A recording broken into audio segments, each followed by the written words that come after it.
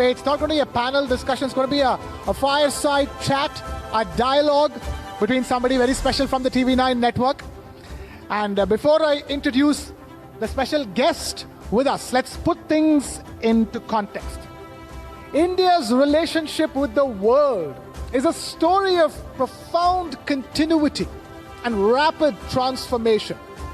As one of the world's oldest civilizations, India has long influenced global thought through its philosophy, science, and trade. And today, as the world's most populous democracy and a leading economic force, India occupies a central place in the 21st century global order. As a rapidly growing global powerhouse and the world's largest democracy, India is actively shaping its role in an increasingly turbulent new world order. Take a look. The global order is shifting. Power is no longer concentrated in one place. And India is moving into a different role. Not just watching, shaping outcomes. Europe is watching closely. In trade, security, and supply chains. Because where India stands now will shape what comes next. India and the world.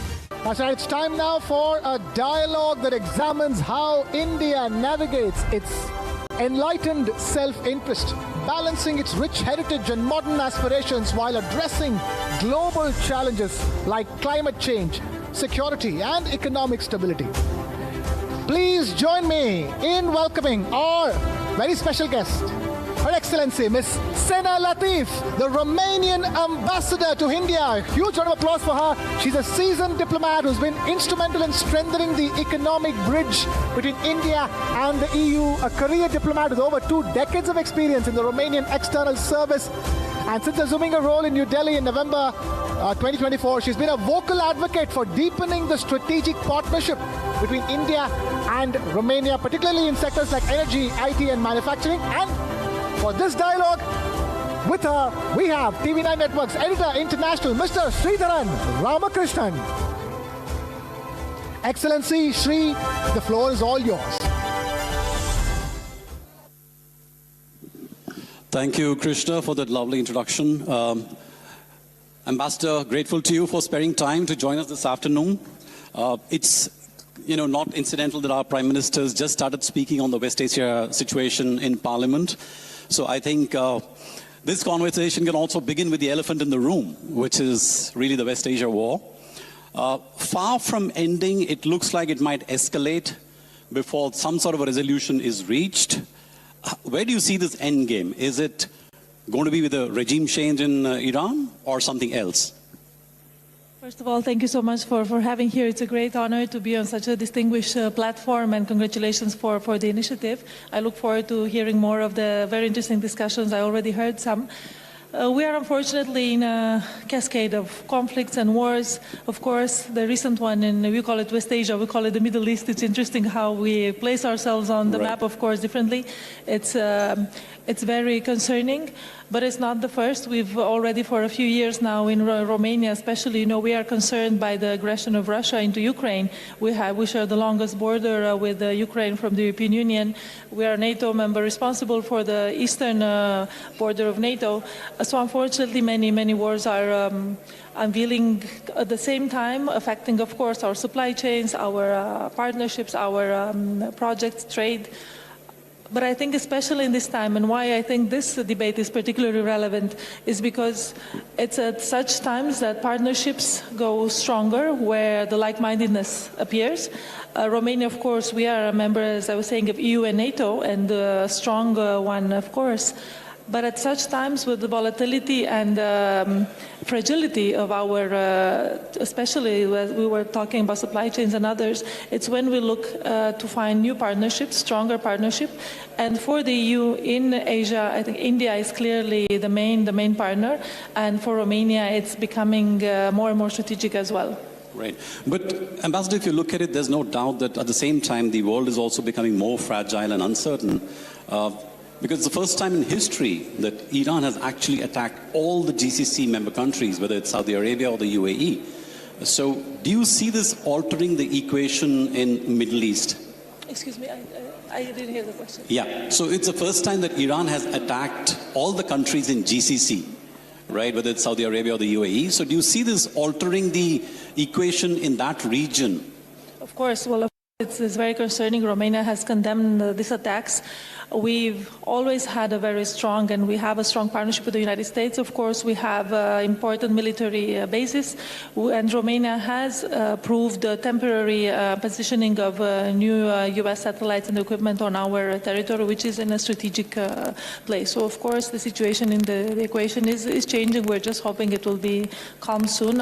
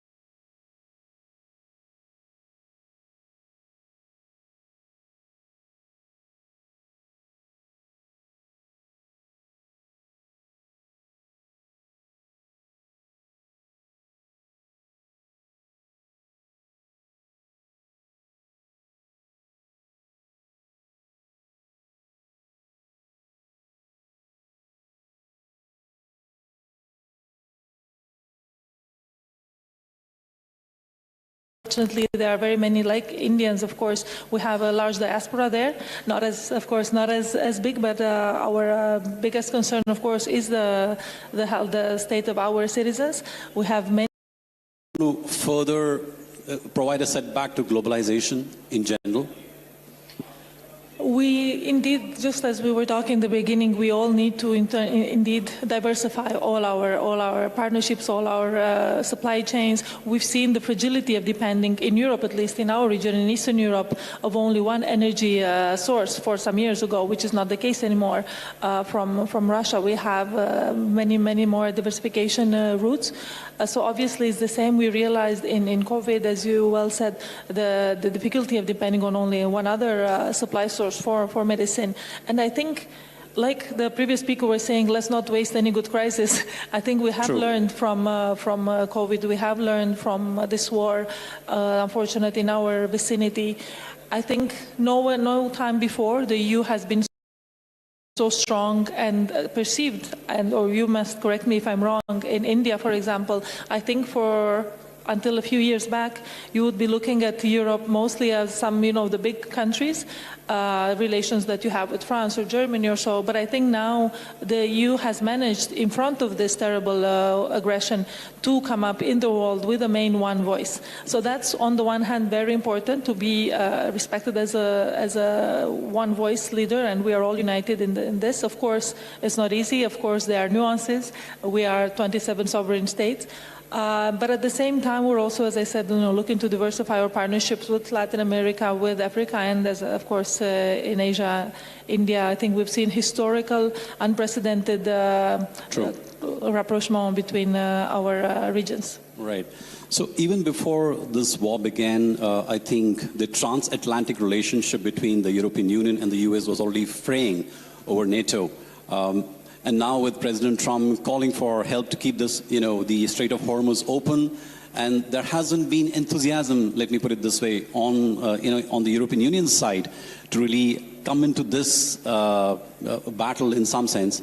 Do you think this is going to put a further wedge between US and the European Union? Well, I think, like we were saying, there's always, even among the closest allies, and the EU and US, I think we can easily call them closest allies. We are together in NATO, but in many other initiatives as well. Of course, there are moments, there are nuances, like we call them. There are certain moments that we realize, we have to look more for our own security in Europe, which is what's happening. We've always relied on the US, of course, and obviously so, and especially in Eastern Europe, as I was saying.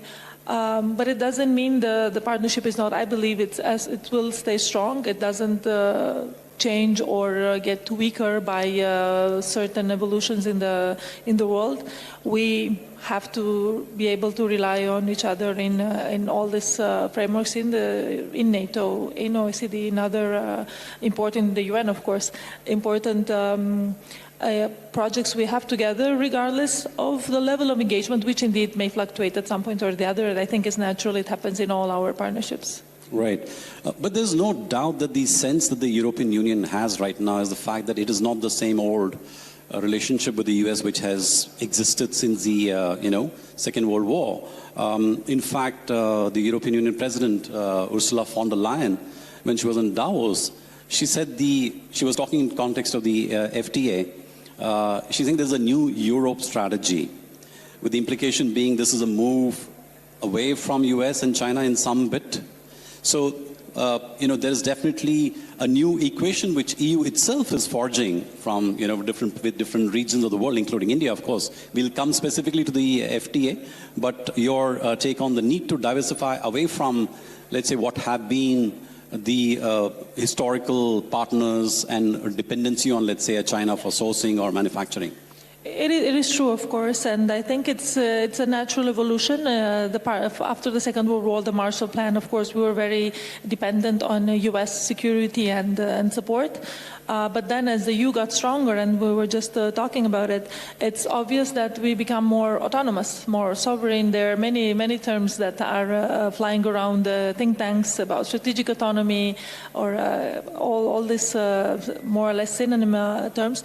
And this natural, maybe at some point ago, it seemed very abstract, theoretical concepts, but unfortunately, again, I have to come back to the war that started 4 years ago. That showed us, I think it's the first time, it's clearly the first time in many decades we have again a war on our territory. So we did show the need to materialize these concepts, the need to make them concrete. So we have now so many new initiatives like the Rearm Europe, Repower Europe, the SAFE, the Security for Action for Europe program, which actually are concrete, clear instruments enabling member states, if they wish, for example, to accede to very low credit loans for their defense industry acquisitions. Mm-hmm. It's concrete tools that actually show that indeed Europe is becoming more aware and responsible for its own security. Right. Now, coming specifically to the India-EU FTA, it took 20 years to get over many hurdles, and finally we're at a stage where hopefully next year the deal will be done and dusted, it'll be signed. But the enthusiasm that I see on both sides, your president of European Union called it the mother of all deals. 2 billion people coming together, 25% of global GDP. From Romania's perspective, which is the 12th largest economy in the European Union, what kind of opportunities do you see it opening up for Romania?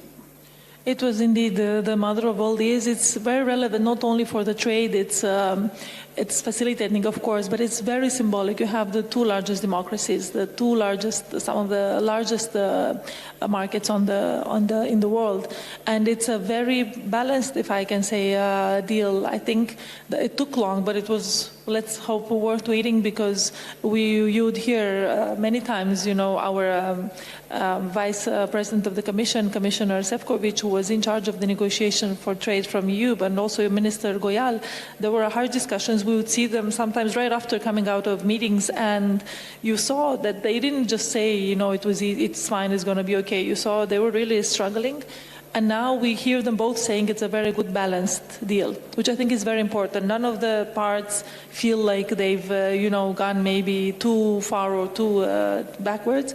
I think that's important because it shows a trust. And most importantly I think, that EU and India, but also for Romania and India in this context, is the strategic trust that is getting built. As I was saying, of course, you have strategic partnerships and strong relations with some of the other EU member states. Romania, I think now, and for us, this is the momentum and the opportunity that this FTA creates to increase our relations with India. And I'm happy to see in the past months India is in all the news, in Romania as well.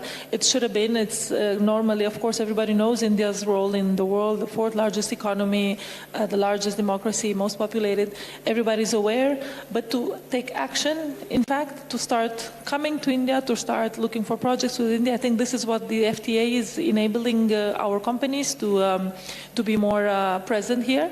We are lucky to have a rather large Indian presence in Romania already, I may say. It's about 600 companies are there. We have in most of the important fields, in IT, in pharma, in health, in very many, in steel, of course. For example, in IT, all the largest Indian companies are present. What I think the FTA should and would help is to also bring Romanian companies more here, which is still something under the potential. Right. I'll come to the IT collaboration partnership in a bit. But even before this FTA was announced, there was an Indian and Romanian intergovernmental cooperation on. India was saying that Romania is a strategic country for us in that part of the world. And in 2026, that conversation is supposed to move ahead. In what areas do you see India and Romania strengthening their relations specifically? So we have indeed this important instrument, which is a joint economic committee you mentioned. It should meet yearly for several reasons, from COVID to others. It had not met for 8 years until last November, when Minister of State Jitin Prasada went to Romania. It was a very important turning point, because like we were talking, it was while we were waiting for the FTA, but it was even separate from that. It's just a mechanism we have bilateral with many states. You have it as well. But it was important because after so many years, it unblocked a little bit. There was no blockage, but it was just the pause. The pause is, lack of action in itself. So it had a business delegation accompanied by it, organized by FICCI, and it really showed the potential that indeed under the FTA, mostly, I think now it will be in trade, in bilateral trade, where we expect the FTA to increase the volumes. We have now figures around a little over $1 billion US in trade for the past year. It had been more in the past. It can be much more, we think. So this is mostly in automotive industry, in car parts, in optical equipment in industry, but also we're having I think a very high potential, which is by far not enough tapped in liquors, wines. Romania is a very large wine producer that we hope with this important decrease in the cheese, tariffs. I'm told. You have a specific cheese in Romania, which is cheese GI tagged. We know dairy is more complicated, I think. So I think we'll start with where I think, of course, we'll be happy agri-products as a whole category to bring them here. But yes, cheese. And especially these parts, I think, will increase at least double if I may be ambitious to say, our volumes in bilateral trade. Right. In fact, one of the concessions that India has made for the FTA directly benefits Romania because of the amount of machinery and machine equipment that we import from Romania, and auto components as well. But coming to IT specifically, it's a very strong industry in Romania. I'm not sure if too many people know that, but it contributes almost 8% to your GDP. Many Indian companies are already there. Wipro was there starting 2007. Cognizant is one of the largest IT employers in Romania. In this era of GCCs and AI, how do you see the IT collaboration between India and Romania strengthening? Because what Romania provides India is, of course, the EU layer, right? It's a compliant base where you can just go in, start doing business, and you're good for all European customers. So in what way do you think we can strengthen this collaboration in the era of AI and GCCs? This is indeed one of the main sectors that we are now focusing on both sides. It's last year, our foreign ministers met. They meet yearly, which is also a sign of the important partnership and the dialogue we are encouraging. And last year, when we celebrated 10 years of extended partnership, they signed a political declaration focusing on 3 main priorities, which should be our, let's say, mandate for this year. So of course, everything is important at the same time, but we decided to focus on IT, energy, and manufacture. And it's self-explanatory why these. So IT is indeed the main focus.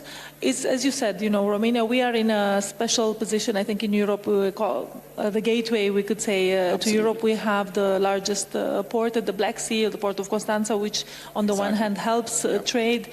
A company or Indian company, for example, that wants to go to Europe, it saves 6 days. 6 days, it's a lot in terms of time and money for any company if they use the port of Constanța rather than the western or northern ports of Europe.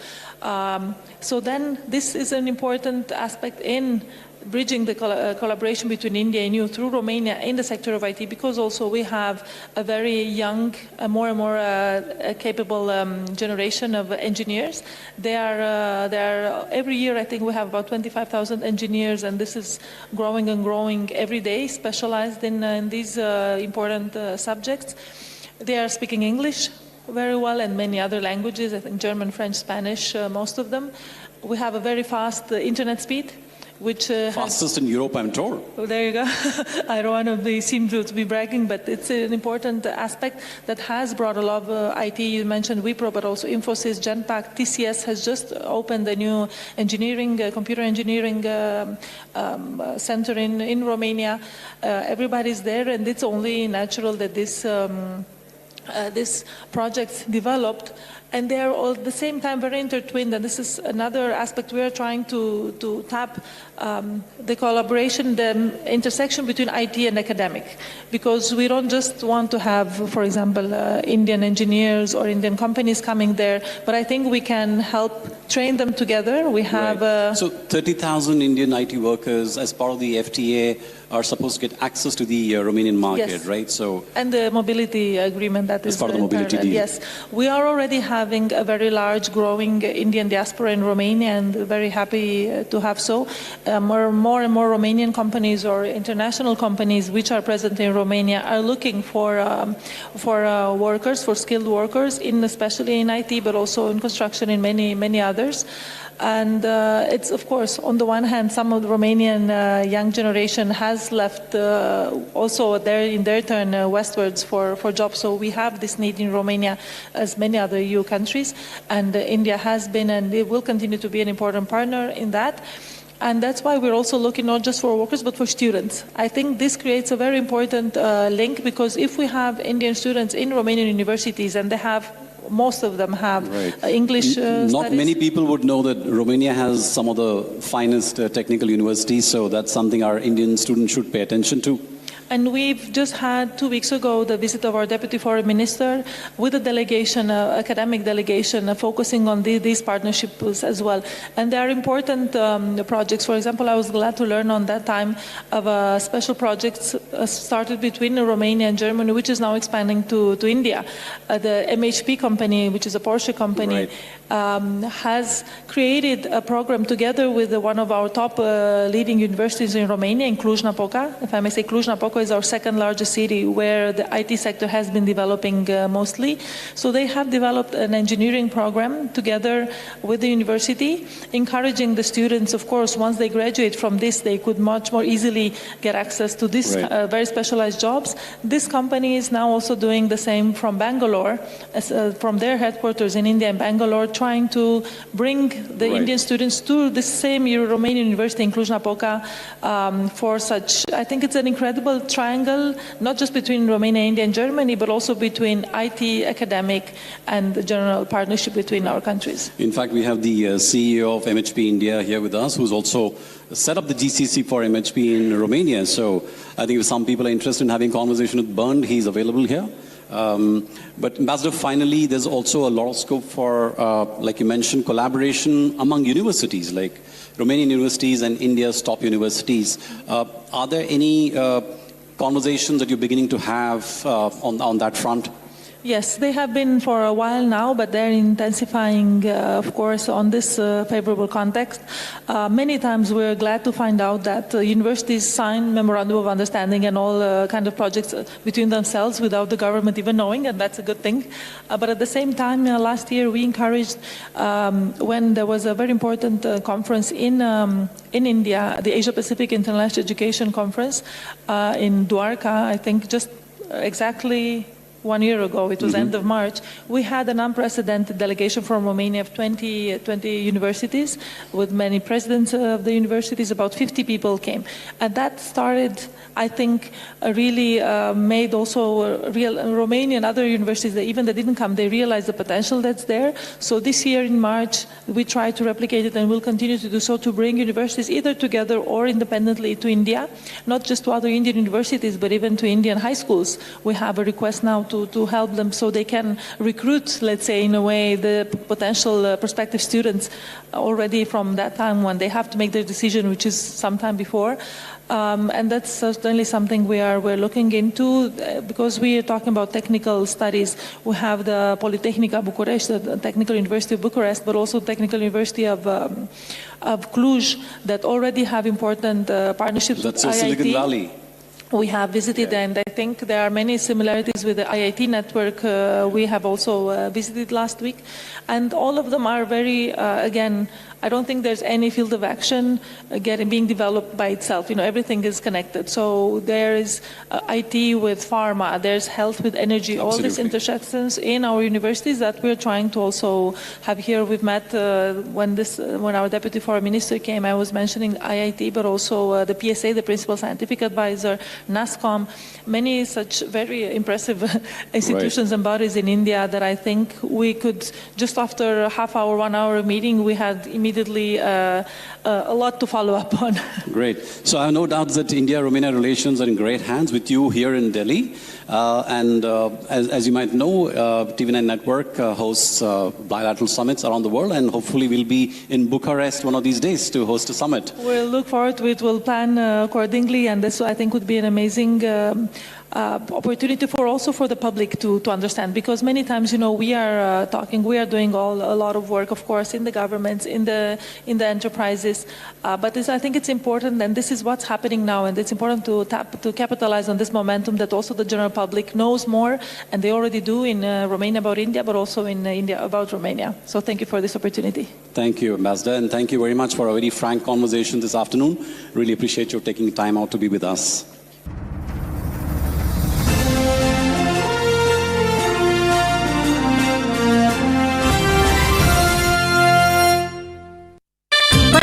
खेलता है, झूलता उछलता है, दौड़ता कभी कभी दौड़ कराता है, आगे आगे बढ़ता है इंडिया, अमूल दूध पीता है India. At Tata Motors Commercial Vehicles,